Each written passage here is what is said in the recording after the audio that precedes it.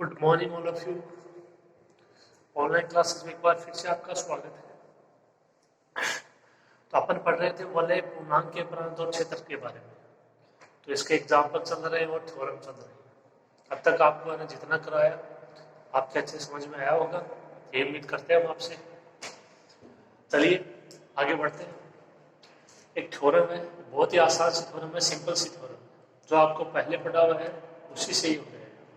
किसी तत्सम की वलय, तो सबसे पहले दिमाग में आना चाहिए तस्म की वलय की परिभाषा कि एकांकों का समुच्चय।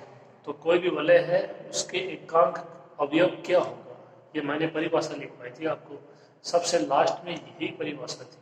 कोई भी आपकी वलय है तो उसका एकांक अवयव क्या होगा, उसकी कंडीशन क्या होगी। 2-3 एग्जाम्पल भी आपको मैंने करवाए थे और बहुत अच्छे से बताया था कि कोई आर आपकी वलय है तो उसका एकांक अवयव क्या होगा, उसकी कंडीशन क्या होगी। ठीक है, तो याद है तो अच्छी बात है, नहीं तो थोड़ा सा देख लीजिए पीछे। किसी तस्म की वलय के एकांकों का समुच्चय, यानी कोई तस्म की वलय है आपकी आर, उसके एकांक है और उनका कोई समुच्चय है, वो क्या है, एक हर गुणात्मक ग्रुप है। प्रूफ क्या करना है कि जो एकांकों का समुच्चय है वो ग्रुप है। कौन सी संक्रिया के लिए, गुणन डॉट संक्रिया। ठीक है, तो ग्रुप की आपको पता है 4 कंडीशन होती है। द्वितीय संक्रिया बोल दो, द्विआधारी संक्रिया बोल दो, या समवर्तता बोल दो, साचर्यता बोल दो, और तीसरी तस्मकता, और फिर प्रतिलोम अवयव का अस्तित्व है। ठीक है, तो जो आपको दिया गया है उसी की जो लैंग्वेज है उसके अकॉर्डिंग चलते हैं। देखिए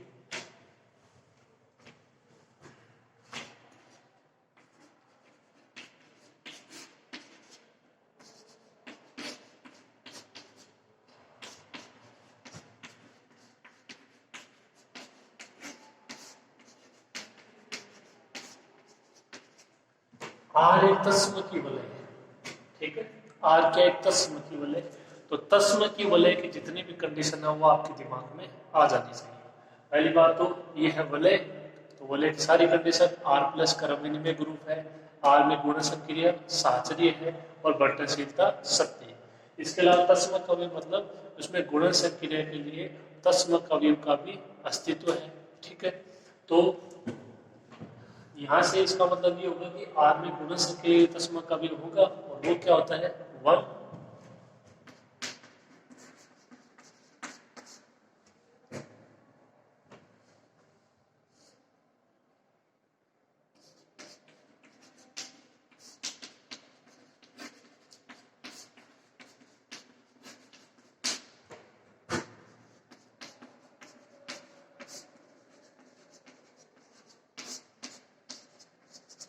तो आर एक तस्मा की वलय है जिसका गुणन संक्रिया मतलब आर का गुणन संक्रिया तस्मा का भी क्या हो जाएगा 1 हो जाएगा। ये केवल इसकी परिभाषा है तस्मा की वलय की। अब क्या कह रहा है कि आर के एकांकों का समुच्चय, तो आर कोई तस्मा की वलय है उसके एकांकों का समुच्चय। तो एकांक क्या होता है, तो कोई भी आपकी वलय है उसका एकांक अवयव की परिभाषा ये थी, आपको मैंने बताया था ए बिलोंग्स टू आर। इसके लिए पहले आर थी रंग विनिमय और आपकी तस्म की वलय थी, इसकी परिभाषा थी एकांक अवयव की। ठीक है, तो ए बिलोंग्स टू आर, आर का कोई अवयव है वो इस प्रकार हो कि ए बी इक्वल टू क्या प्राप्त हो जाए 1 प्राप्त हो जाए। यानी ए आर का अवयव ये है और आर में से कोई एक ऐसा अवयव ढूंढोगे, उनको मल्टीप्लाई करें तो क्या आ जाए 1 आ जाए। ठीक है, एग्जाम्पल भी करवाए थे आपको मैंने 2-3, अगर ये आपको याद है तो ये कंडीशन थी एकांक अवयव की। अगर ऐसा हो जाता है, ये कंडीशन होती है सेटिस्फाई, तो ए है वो आकर क्या कहलाएगा, एकांक अवयव कहलाएगा। ठीक है, तो कोई भी अवयव होगा उस कंडीशन को सेटिस्फाई करना चाहिए।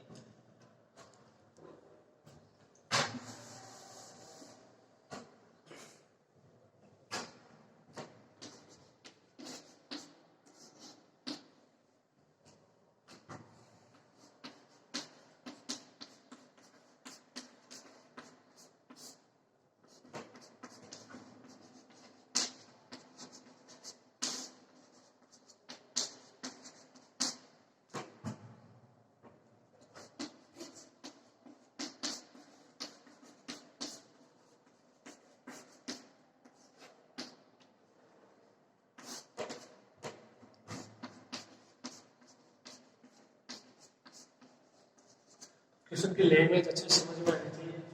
अब यहाँ पे दिया कोई समुच्चय आपने आर के एकांकों का समुच्चय यू, तब प्रूफ क्या करना है, यू डॉट एक ग्रुप है। ठीक है, यहाँ पे यू क्या है, आर के एकांकों का समुच्चय, आर तस्म की वलय।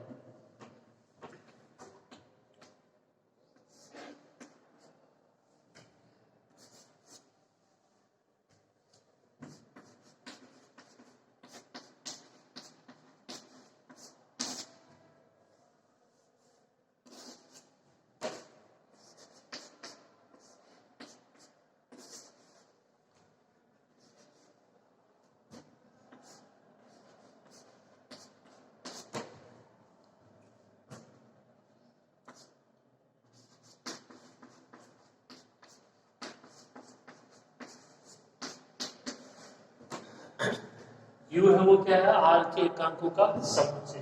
देखो आप इसको सिंपल रूप में ऐसे आराम से लिख सकते हो कि यू क्या है, आर के एकांक है यू में और उनका समुच्चय। अब आर के एकांक मतलब ए है वो आर का एकांक होगा यदि ए बी इक्वल टू 1, जहाँ पे ए बी आर का अवयव और बी भी आर का अवयव। तो इसका मतलब ये हो गया कि यू में अवयव होंगे किस प्रकार से, यू में अवयव होंगे इस प्रकार के, कोई भी अवयव यदि यू में है तो वो इस समीकरण का पालन होना चाहिए उसके द्वारा, और जहाँ पे ये आपके अवयव आर के। ठीक है, तो ए भी आर का ही अवयव है, ए है वो यू का भी अवयव है। ठीक है, आर के एकांक का मतलब है कि ये जो समीकरण है इसका पालन होना चाहिए। अवयव ये भी आर का है, ये यू का भी है। ठीक है, तो यहाँ पे कोई डाउट नहीं होना चाहिए। इसको इस प्रकार से लिखोगे, समीकरण ये इनका सेट है, मतलब यहाँ पे आप अवयव चेंज भी कर सकते हो, बी सी डी कुछ भी। ठीक है, अब देखिए प्रूव करते हैं कि यू डॉट एक ग्रुप है। तो पहली कंडीशन द्विचर संक्रिया समवर्तता,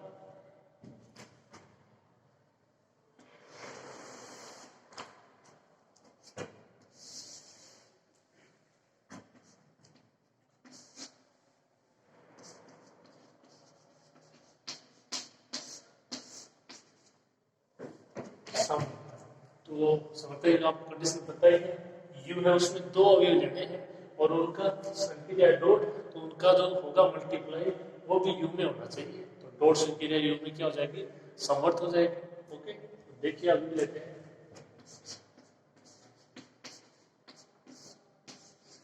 और all A B belongs to U. अब देखो आपको अगर ए आप इसमें ले रहे हो यू में, तो एक को ना किसी के साथ मल्टीप्लाई कराना पड़ेगा तब आएगा वन। बी एरिया ले रहे हो तो मतलब बी है उसको भी किसी न किसी के साथ मल्टीप्लाई कराना पड़ेगा। तो दो अवयव के यहाँ पे और आवश्यकता पड़ेगी, दो अवयव वो ले लेते हैं। देखिए सी डी बिलोंग्स टू, ठीक है, तो इनका मल्टीप्लाई और इनका जो मल्टीप्लाई है वो भी अगर यू में हो गया तो यहाँ पे यू एक जो डॉट संक्रिया वो यू में क्या हो जाएगी, द्विचर संक्रिया। दो अवयव यहाँ पे इसलिए लिए हैं, हालांकि इतने लेने थे इसलिए लिए हैं क्योंकि यहाँ पे इनको आपको मल्टीप्लाई कराने के लिए अवयव चाहिए, ए है उसको भी साथ में कोई अवयव चाहिए, बी है उसको भी साथ में कोई एक अवयव चाहिए।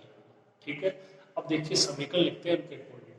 देखिए आपका जब ए है वो यू का अवयव है, ए है वो यू का अवयव है, तो मतलब आपके पास इस प्रकार की कोई ना कोई समीकरण होनी चाहिए। देखिए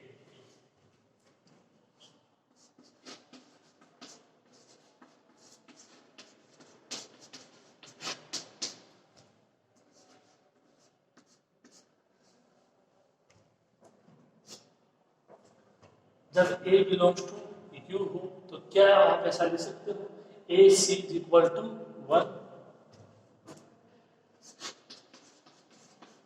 और C belongs to R, C R का भी अवयव है, सी यू का भी अवयव है। ठीक है, क्योंकि जो आप यदि सी और डी इसमें ले रहे हो यू में, तो जो आपके अवयव है यू के वो आर के भी अवयव है। सिंपल सी चीज है।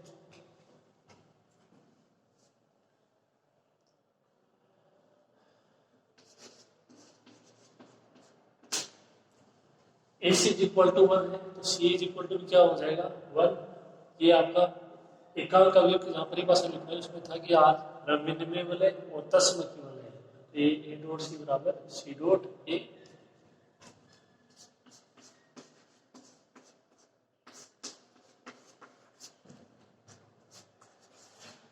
दूसरी समीकरण आ गई A C equal to 1 is equal to C A. ये हो गया अवयव ए के लिए। अब बात कर लेते हैं अवयव बी के लिए। ओके, तो आप यहाँ पर इसको नोट कीजिए।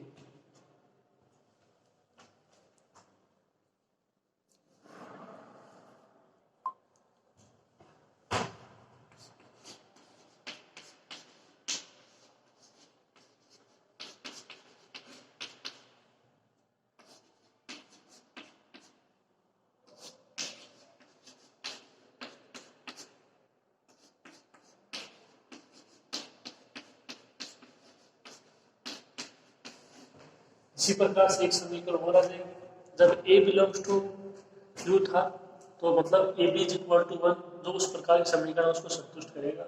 अब b belongs to b U है, इसका मतलब b d is equal to 1, या इसका आप ऐसे भी लिख सकते हो d p is equal to 1, b d is equal to 1, d p is equal to 1।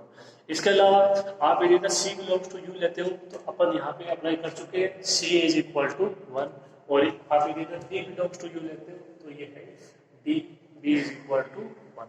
Condition याद रखिए, ए यदि यू का अवयव है तो एक के साथ ऐसा कोई ना कोई अवयव आएगा, उनका मल्टीप्लाई कराओगे तो आना चाहिए 1। ये आपकी कंडीशन कब है? जब b बिलोंग्स टू u। ये कंडीशन कब है? जब d बिलोंग्स टू u। ठीक है, तो समझने की बात है, यहाँ पे समीकरण 2 और 3 आ जाएगी। जब a belongs to u, b belongs to u, c belongs to u और d बिलोंग्स टू u। ठीक है, इस प्रकार से समीकरण। अब देखिए जो प्रूव करना है उसकी तरफ सोचते हैं। आपने दो अवयव लिए a और b हुए, अब आपको ऐसा दिखाना है इनका मल्टीप्लाई, यानी a B belongs to U होना चाहिए। तो देखिए आप कह रहे हो जब ए है वो यू का अवयव है, तो आपने इसको क्या लिखा है ए इज इक्वल टू 1, मतलब ए के साथ ऐसा कोई ना कोई अवयव ऐसा आएगा इसी का तो उनका मल्टीप्लाई क्या हो जाएगा 1। तो अब यहाँ से आपको प्रूव करना है कि a B belongs to U है, तो इसका मतलब ये हुआ कि ए बी के साथ यहाँ पे ऐसा कोई ना कोई अवयव आना चाहिए और उसका मान क्या होना चाहिए 1 होना चाहिए। अगर ऐसा कोई मान आता है जहाँ पे यहाँ पे जो मान आता है वो भी इसी का होना चाहिए u का r का, ये कंडीशन हो जाती है सेटिस्फाई, तो केवल आपको तुलना करनी है ए बी इक्वल टू 1 से, वहाँ पे एक ही जगह मिलेगा आपको ए बी, इसका मतलब A B belongs to U. बात समझ गए होंगे मेरी? आपको केवल जो समीकरण है बस इसकी तरफ सोचना है। ए यू का अवयव होगा यदि a b is equal to 1। आपको प्रूव करना है a B belongs to U, teacher secondary, तो इसका मतलब जो ए है उसकी जगह ए बी। अब यहाँ पे कोई दूसरा अवयव आपको इसका पता लगाना है, मल्टीप्लाई क्या आना चाहिए 1 आना चाहिए। ठीक है, तो समीकरण 2 और 3 की सहायता इसको प्रूव करते हैं। देखिए उससे पहले ये समझ लेना चाहिए कि आपको क्या प्रूव करना है और उसके लिए क्या आपको लेके आना है। ठीक है, तो ये प्रोसेस समझ में आ गया होगा, आगे बढ़ते हैं।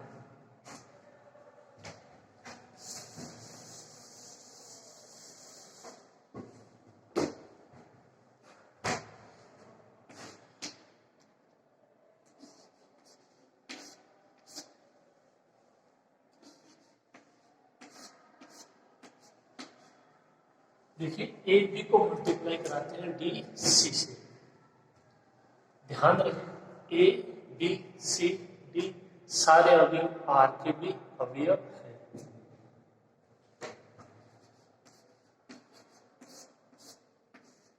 क्या इसको ऐसा लिख सकते हैं ए इंटू बी डी इंटू सी,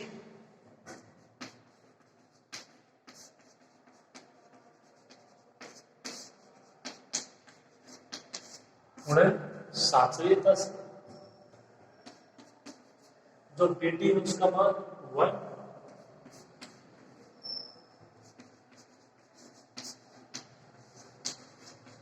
समीकरण 3 से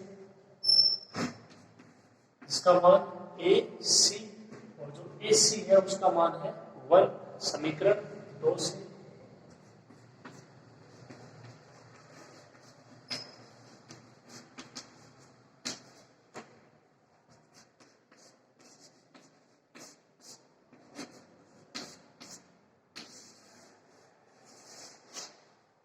कंडीशन क्या आई अपने पास, A B into D C is equal to 1। Condition आ गई, इसका मतलब A B belongs to U. इसका मतलब A B belongs to U, जहां पे उनके साथ अवयव क्या हो जाएगा, डी सी। अब आप जानते हो कि सी आर का अवयव है, डी आर का अवयव है, तो डी सी भी आर का अवयव ही होगा। ठीक है, गुणन संक्रिया उसमें द्वितीय संक्रिया होती है आर में, जब आर क्या है, तत्सम की वलय है। तो सिंपल सी बात ये है कि जो ए बी है उसके साथ अवयव क्या होगा, डी सी होगा, तब इसका मान क्या होगा, 1 होगा। समीकरण 1 सॉरी 2 और 3 से। ठीक है इतना।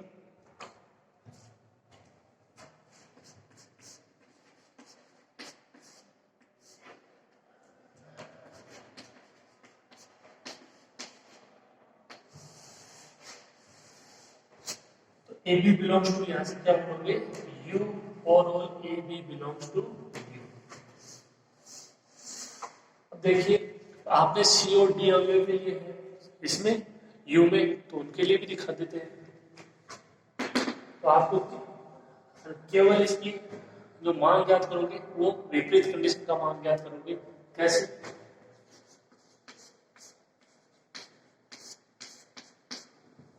यहां से मान ज्ञात करेंगे d c into a b का, और इसका मान आ जाता है यदि 1, तो क्या बोल दोगे, d C belongs to U, या ऐसा ही बोल सकते हो ना, c d belongs to U. देखिए यहां से इसका मान क्या हो जाएगा, इसको क्या लिख सकते हो, डी इंटू सी इंटू बी।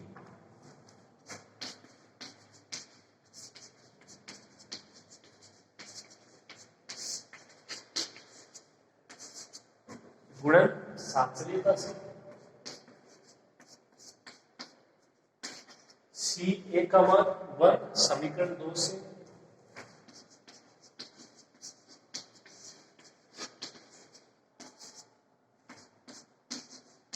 इसको क्या लिख सकते हो, डीबी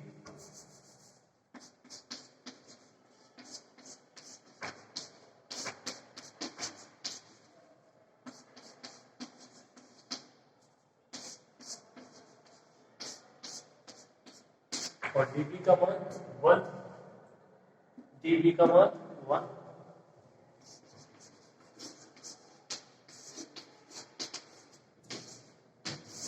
इसका मतलब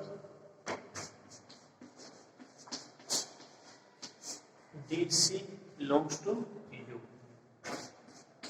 ए बी सी डी आपने अभी लिखे यू में,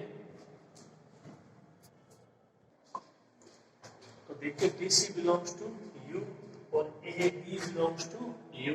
ये आपका कि ए और बी जब यू के अवयव है तो यदि a B belongs to U हो जाए, सी और डी, या ऐसे समझ लीजिए डी और सी जब यू के अवयव है तो d C belongs to U है। तो इसका मतलब आपका जो गुणन संक्रिया है वो यू में एक द्विचर संक्रिया है।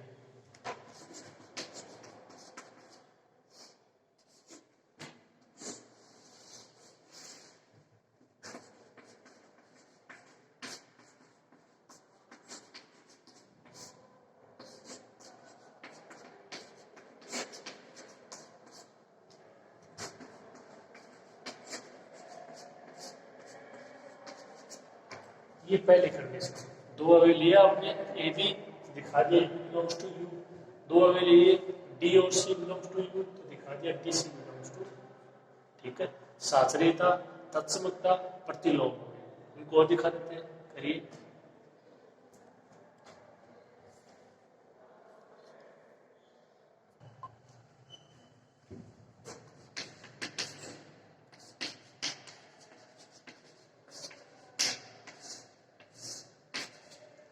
साचर्यता, तो इसमें कुछ आपको प्रूफ नहीं करना है, इसे केवल आपको ना थ्योरी लिखनी है। देखिए कैसे लिखोगे,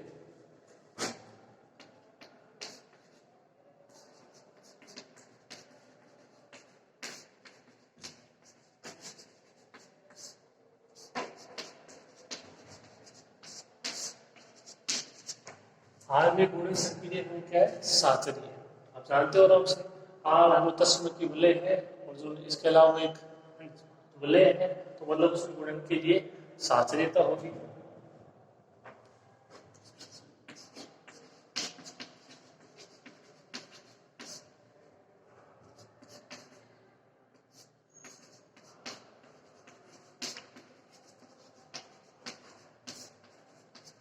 समीकरण 1 है, उसमें देखिए जो यू के अवयव है वो आर के अवयव है और आर में गुणन संक्रिया सातचर्य है, इसका मतलब यू में भी गुणन संक्रिया सातचर्य है।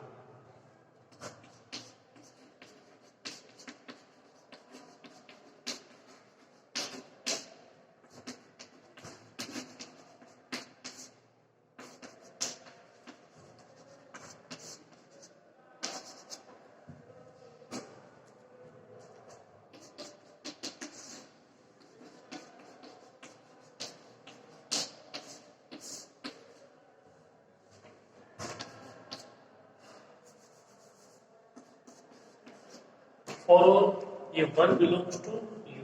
देखिए यहाँ पे संबंध लिख रहे हैं, एकदम सही बात है। One dot one is equal to U. इसकी आप तुलना कर लीजिए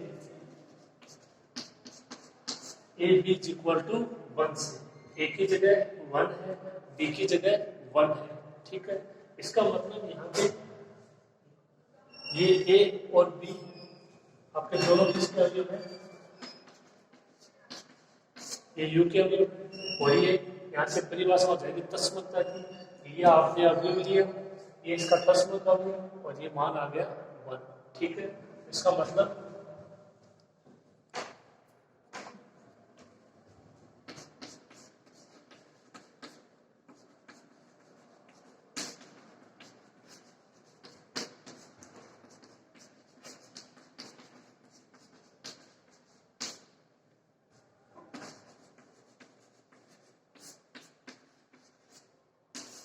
इसका मतलब ये हुआ कि तो यू का गुणन संक्रिया तस्मक अवयव क्या हो जाएगा? वन हो जाएगा। ये अवयव है वन, ये आपने लिया है, ये यहाँ से तस्मक अवयव हो जाएगा। अब और ये आपका सेम है, तो इसको मैंने यहाँ पे ऐसा नहीं लिखा कि ये जो आपका वन है ये बिलोंग्स टू यू में, ठीक है। एक ही बात है, आपको समझना है। ये अवयव लिया है आपने और ये आपने मल्टीप्लाई कराया है और तब जाके समीकरण संतुष्ट हो गए। तो इसका मतलब यहाँ पे जो ये अवयव है, ये अवयव किसका है? यू का अवयव है। भाई ये अपन ने मान लिखा है, ये मान सही है। और अगर आप इसकी तुलना करते हो a b is equal to one से, तो जो ए है उसकी जगह वन, इसका मतलब ये अवयव है किसका? यू का। तो ये क्या हो जाएगा? तत्समक अवयव हो जाएगा।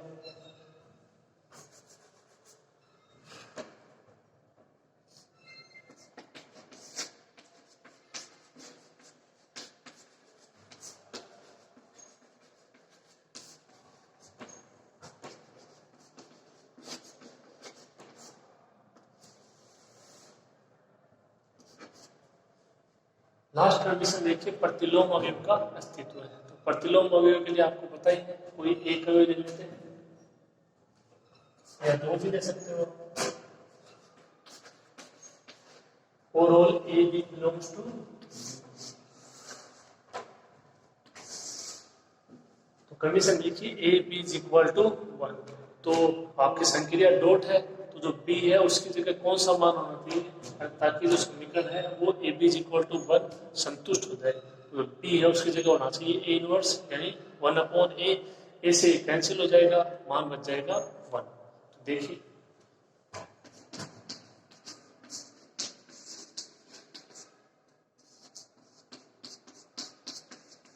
ये आपकी समीकरण दो थी, A C is equal to one is equal to C.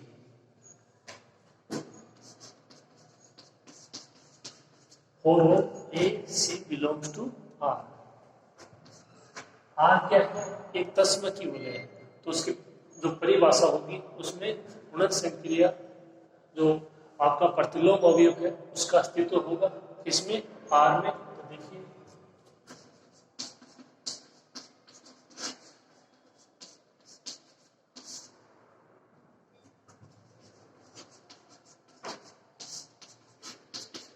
Are में प्रतिलोम में से, तो देखिए यहाँ पे A C equal to one is equal to C. तो आपको केवल इतना देखना है कि ये समीकरण संतुष्ट कब होगी। तो देखो सी है, उसकी जगह आप रखोगे ए इनवर्स, तब ए इंटू ए इनवर्स का मान हो जाएगा वन। तो आर में प्रतिलोम अवयव से आर आपको दिया गया कि तस्म की वलय, यानी उसमें गुणन संक्रिया के लिए आपके तस्मक अवयव का अस्तित्व होगा, ठीक है। तो तो ये उसी की परिभाषा है ए सी इज इक्वल टू 1। ठीक है, तो यहाँ पे ये जो समीकरण आपकी ए सी इज इक्वल टू 1 ये संतुष्ट होती है, तो ये संतुष्ट तभी होगी जब सी बराबर क्या होगा, ए इनवर्स होगा। तो यहाँ से देखो क्या हो जाएगा, A inverse is equal to 1 is equal to A inverse ए।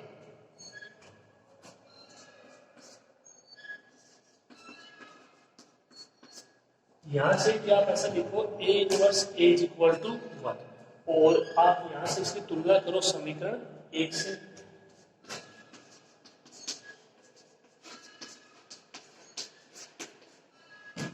वो था a b is equal to 1,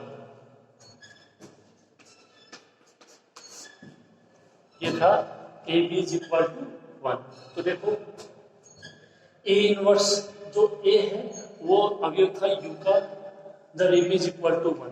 अब अपने पास है a inverse A is equal to 1, तो कंडीशन तो वही है, मान आ रहा है 1। यहाँ पे जो अवयव ए इनवर्स होगा वो किस में हो जाएगा, यू में हो जाएगा। ए इनवर्स किस में हो जाएगा, यू में हो जाएगा, और ये साथ में कोई अवयव। तो देखिए ए आपने लिया था यू में, ए इनवर्स आ गया यू में, जहाँ पे ये आपकी कंडीशन है किसकी, प्रतिलोम अवयव की। इसी प्रकार बी के लिए भी हो जाएगा, आप एक के लिए दिखा देना बस होता है। अगर आप बी के लिए दिखाते हो तो समीकरण 3 को काम में लेना पड़ेगा, b d is equal to 1 is equal to d b. तो डी है उसके जगह अप्लाई करोगे बी इनवर्स हो जाएगा। ठीक है, ए यू में ए इनवर्स भी आ गया यू में, इसका मतलब यू में प्रतिलोम अवयव का अस्तित्व है।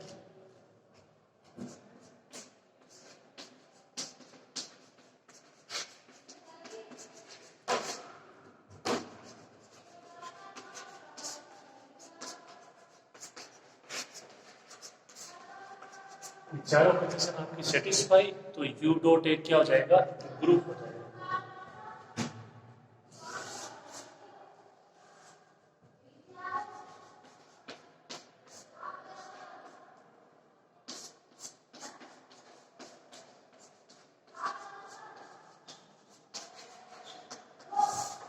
ये थोड़ा थी, कंप्लीट कीजिए इसको।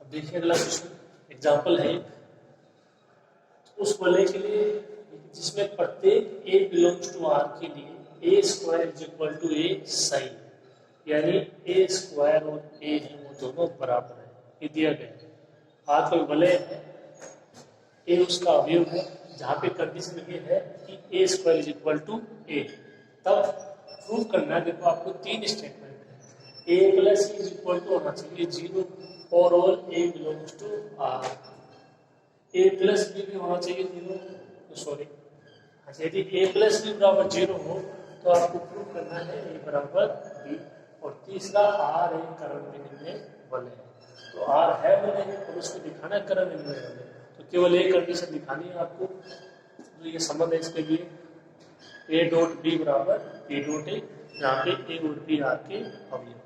तो ये 3 कंडीशन है, इनको आपको बारी बारी से प्रूफ करना है।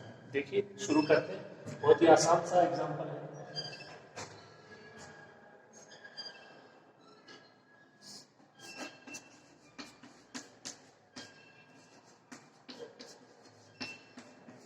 और वो A belongs to R, A square is equal to A, समीकरण 1।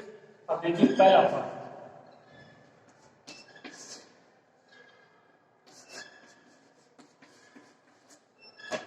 इसमें आपको प्रूव करना है ए plus A is equal to 0, जहां पे ए है वो आर का अवयव है, तो ए आर का अवयव है,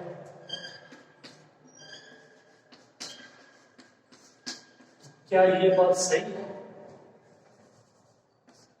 कि ए प्लस ए भी आर का अवयव होगा? ए आर का अवयव है, ए आर का अवयव है, इसी अवयव को आप यदि ऐड करते हो तो आर का तो अवयव आएगा द्विचर संक्रिया से, A plus A belongs to R.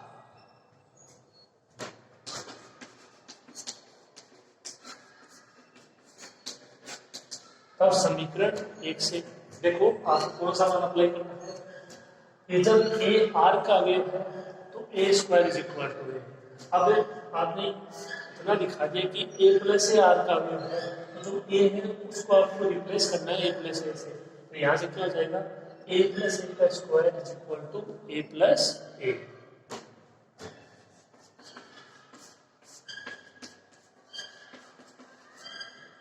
ये कंडीशन है ना सही है आर के प्रत्येक अवयव के लिए। For all A belongs to R का मतलब है आर के प्रत्येक अवयव के लिए ये कंडीशन सही है। ए आर का अवयव है, ए plus A belongs to R होगा द्विचर क्रिया से। ये अवयव आर का है तो इसके अनुसार क्या लिख सकते हो, ए प्लस ए का whole square is equal to A plus, समीकरण एक में ए है वो रिप्लेस हो जाएगा ए प्लस ए से। ठीक है, आगे देखिए।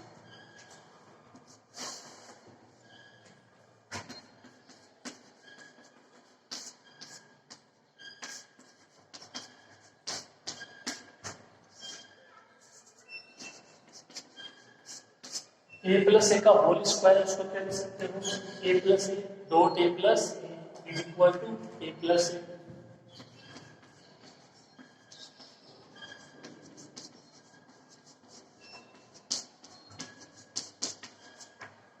इनको मल्टीप्लाई कर दीजिए, A dot A square, A dot A square, A dot A square, सारे मान ए स्क्वायर।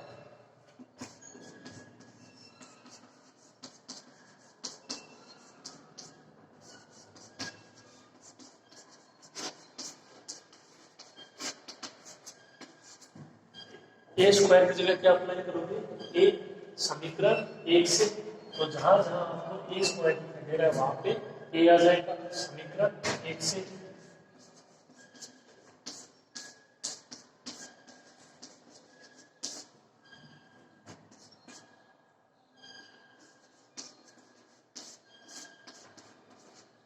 इसको आप ऐसे लिख सकते हो, ए प्लस ए प्लस ए, इसको ए प्लस जीरो, तस्मा का अवयव के अस्तित्व से। अगर आप यहाँ पे दोनों की तुलना करते हो तो ये सेम है, ए प्लस ए, ये हट जाएगा, क्या बचेगा, A plus A is equal to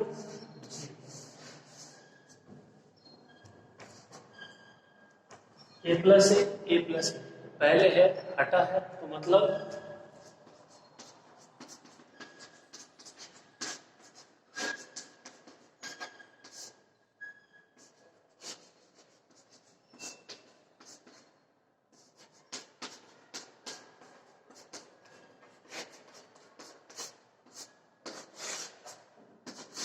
are में वाम निरसन नियम से ये हट जाएगा, समान है तो क्या बच जाएगा, A plus A is equal to zero. योग के जहां पे ये आपका आर का A plus is equal to zero और all A belongs to R, ये इसका प्रोसेस है। ठीक है, पहला पार्ट आसान सा है, कर लीजिए इसको।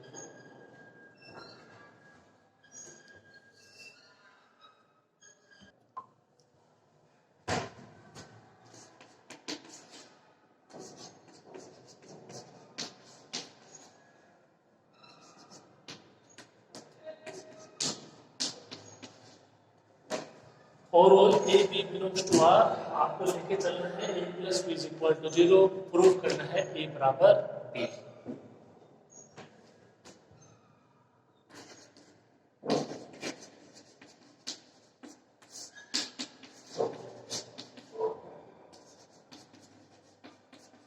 देखो आपको दिया गया है ए plus B is equal to zero और आपने प्रूव किया है ए plus A is equal to zero. A plus B is equal to zero, A plus is equal to zero, इसका मतलब ए प्लस बी बराबर है ए प्लस।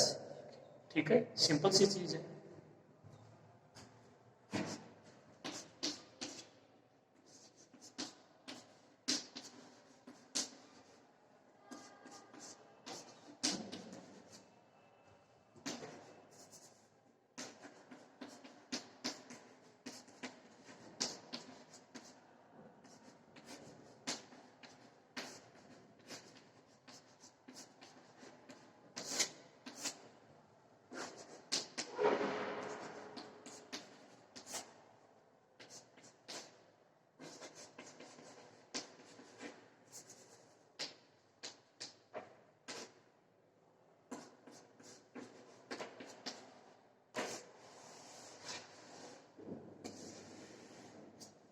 ए प्लस ए बराबर ए प्लस ए, तो यहाँ से ये ए हट जाएगा, योग में वहां निरसन नियम से क्या बच जाएगा, ए बराबर ए या ए बराबर बी।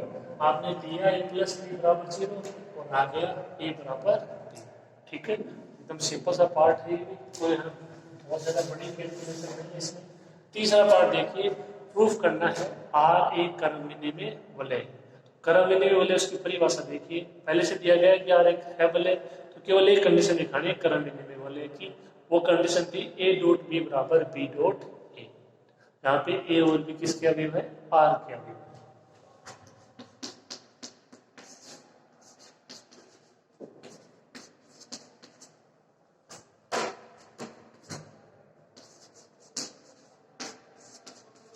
तो यदि ए और बी आर के अवयव है तो क्या ए प्लस बी आर का अवयव होगा, आराम से हो जाएगा द्विचर संक्रिया से।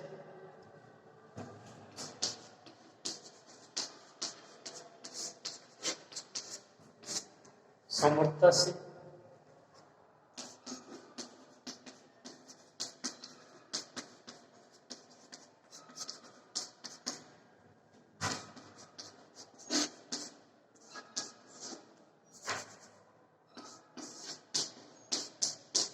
और जब a plus b belongs to R है तो समीकरण एक से क्या लिख सकते हो, जैसे a बिलोंग्स टू आर के लिए लिखा a square is equal to a, उसी प्रकार से a plus b belongs to R के लिए क्या लिखोगे, a प्लस बी का whole square is equal to A plus b. अब की बार a की जगह रिप्लेस हो जाएगा a प्लस बी। ठीक है,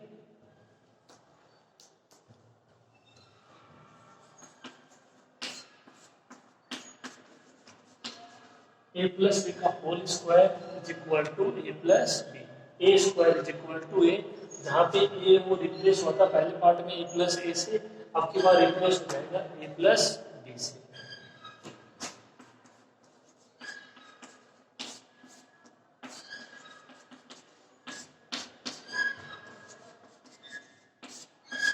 ए प्लस बी के होल स्क्वायर को क्या लिख सकते हो, A plus B dot A plus B. आपका जैसे पहला पार्ट हल किया था सेम उसी तरीके से।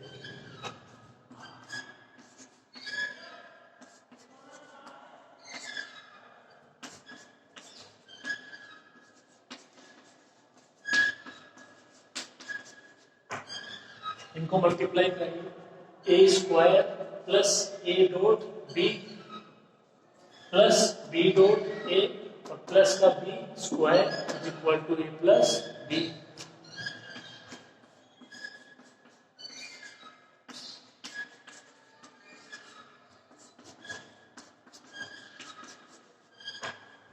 ए स्क्वायर का मान ए समीकरण 1 से और बी स्क्वायर का मान बी, क्योंकि बी भी आर का अवयव है।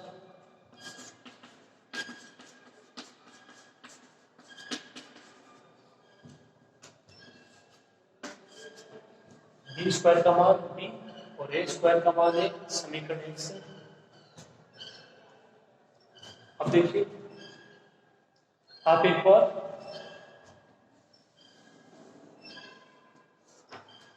इस तरीके से सोचिए, ए प्लस ये पूरा अवयव, ए प्लस ये पूरा अवयव, ए यहां से हट जाएगा योग में वाम निरसन नियम से।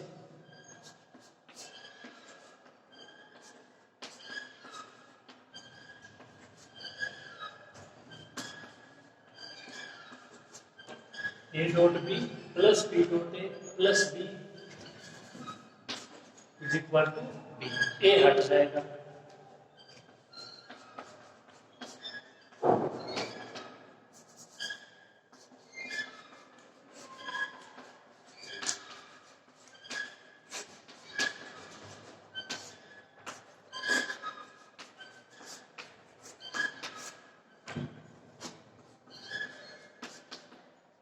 आर में योग के लिए वाम निरसन नियम से।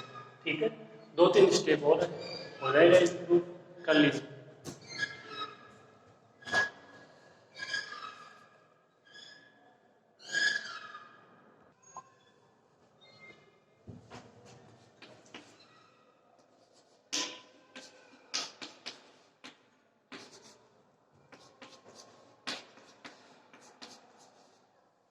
बी है, इसको क्या लिख सकते हो, 0 प्लस बी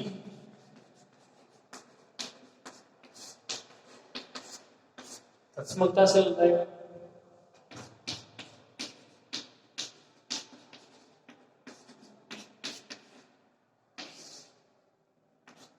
बी हट जाएगा आपके पास, A dot B plus B dot A is equal to 0।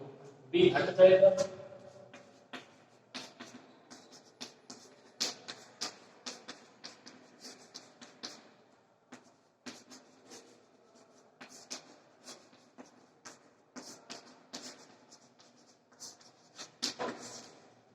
Are में योग के लिए निरसन नियम से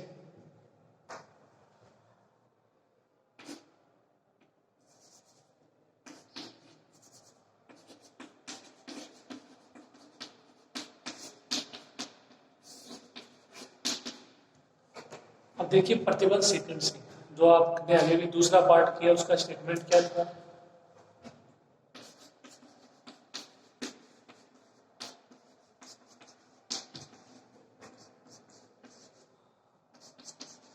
ये उसका स्टेटमेंट, ए प्लस बी बराबर 0, ए और बी आर के अवयव, a dot B plus B dot a बराबर 0। इसकी और इसकी तुलना कीजिए, एक की जगह है ए डॉट बी, बी की जगह है बी डॉट ए और बी आर के अवयव। क्या ए डॉट बी और जो बी डॉट ए वो आर के अवयव है? तो आर के अवयव है वो, ठीक है। द्विचर संक्रिया से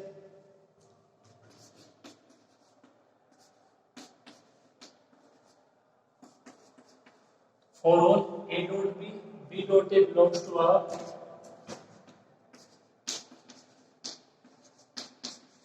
a dot b plus b dot a is equal to 0। तो a बराबर b, a बराबर b, a dot b बराबर b dot a।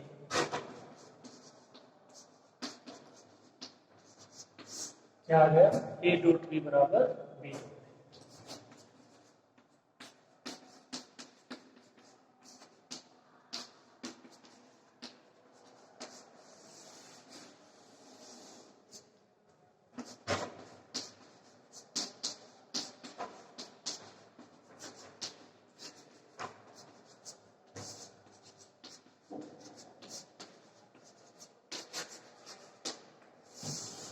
आर एक क्रम विनिमय बल है, ए डॉट बी बराबर बी डॉट, ठीक है। कंप्लीट कर लेना इसको। तो ये आपकी जो यूनिट 3 है, यहाँ पे एक दो क्वेश्चन और हम मुश्किल से और करवा देंगे। अब ये समाप्त हो चुकी है, एक क्लास और हो पाएगी इसकी मुश्किल से, ठीक है। तो अब तक आपको जितना करवाया है इसकी थ्योरम एग्जाम्पल बहुत अच्छे से समझ में आया होंगे। और ये तो बिल्कुल एक आसान सा एग्जाम्पल था, ये भी आया हुआ क्वेश्चन है, तो इसको देख लेना थोड़ा सा, ठीक है। तो आज की क्लास में इतना ही हो पाएगा, मिलते हैं अगली क्लास में। तब तक आप पढ़ते रहिए।